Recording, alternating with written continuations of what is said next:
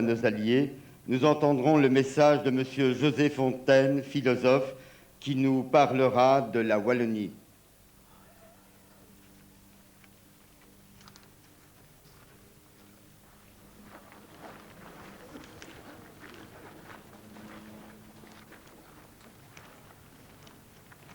Je me permettrai de m'adresser, vous me permettrez de m'adresser simplement aux morts de 1830, aux anciens combattants et résistants de tous les pays, vivants ou morts, car la résistance, notamment en Wallonie, est la plus belle page de toute l'histoire humaine. Il y en a qui disent implicitement, pour la minimiser, qu'elle n'aurait été l'affaire que d'une minorité. Mais c'est évidemment absurde. Pourquoi? Parce qu'il est évident que la résistance ne pouvait qu'être l'affaire d'une minorité. En effet, la résistance dépasse si infiniment l'homme qu'elle dépasse les résistants eux-mêmes, pour commencer.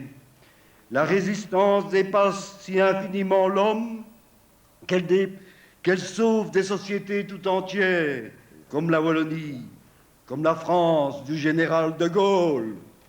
Non seulement la résistance de 1940, mais celle qui est inscrite au plus profond du cœur de l'homme depuis toujours et pour toujours. La résistance prend à mes yeux la figure d'une jeune femme, Marguerite Bervoets, résistante wallonne de Tournai, décapitée à la hache de von Wolfenbüttel, et qui écrivait dans sa lettre d'adieu à sa meilleure amie: « Mon ami, j'ai péri d'avoir trop aimé la vie. Je songe à vos enfants qui seront libres demain. » Marguerite Bervoets était athée. Mais le croyant que je suis se met à genoux en l'entendant. Et c'est d'ailleurs en un sens, mes amis, à genoux que je vais continuer à vous parler, car je vais peut-être dire des choses aujourd'hui qui déplairaient à certains, mais qui me dépassent si infiniment, et qui d'ailleurs dépassent même la Wallonie, que je dois absolument vous les dire. Mes amis, ce qu'écrivait Marguerite Bervoets, c'est ce que dans un grand pays voisin, on appelle presque religieusement et parfois à voix basse la République. La République, ce n'est pas seulement un régime politique parmi d'autres. La République, c'est l'existence humaine dans sa dignité. C'est comme le disait justement De Gaulle, viser haut et se tenir droit.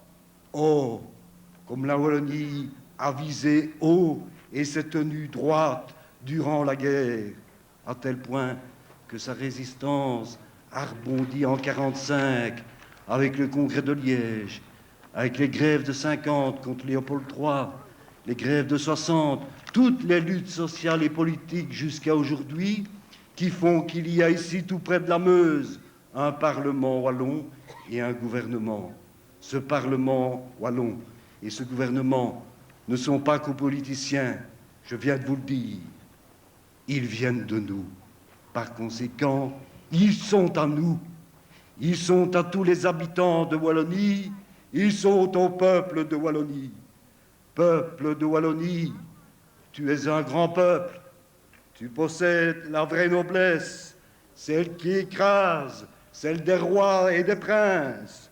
Je n'accepte pas, peuple de Wallonie, que l'on subordonne ta noblesse et ta grandeur à n'importe quoi, et notamment, en tout cas dans le langage, comme si nous étions secondaires, que l'on subordonne ta noblesse à la défense des francophones de ce pays.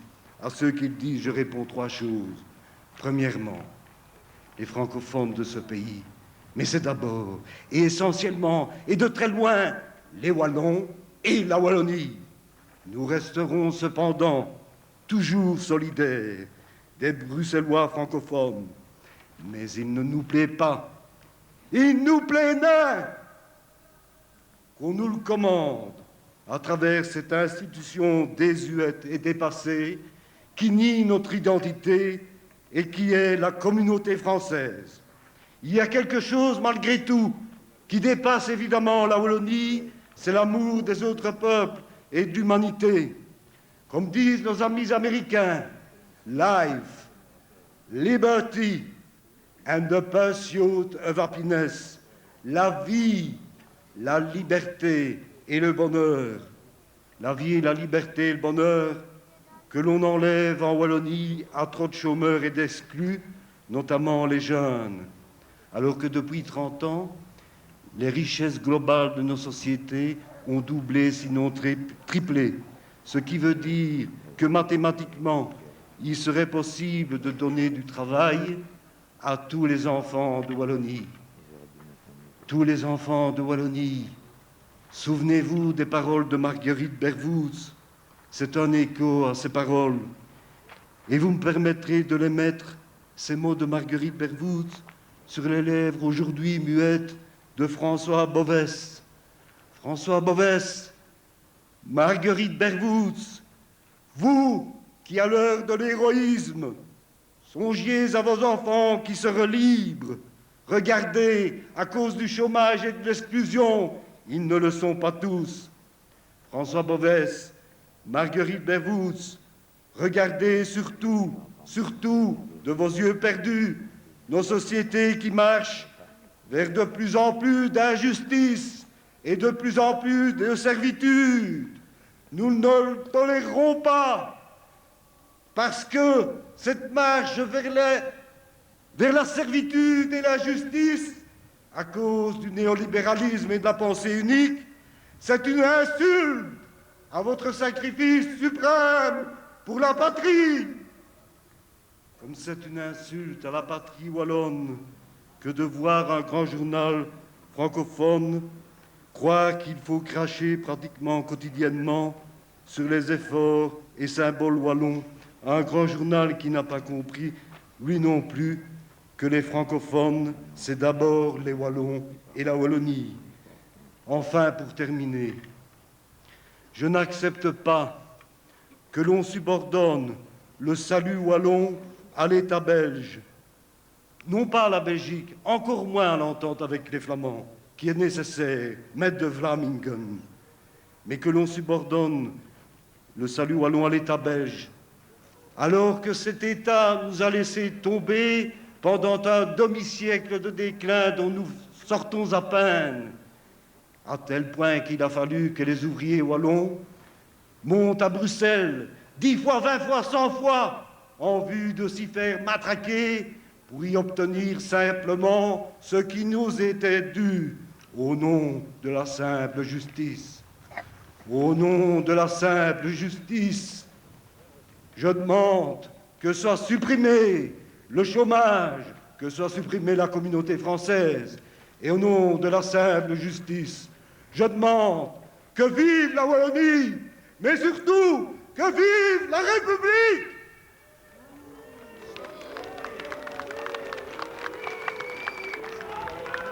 Fasciste! Dans le faux. C'est politique, c'est dégueulasse, baraki. Voici venus, chers enfants et jeunes gens de nos écoles,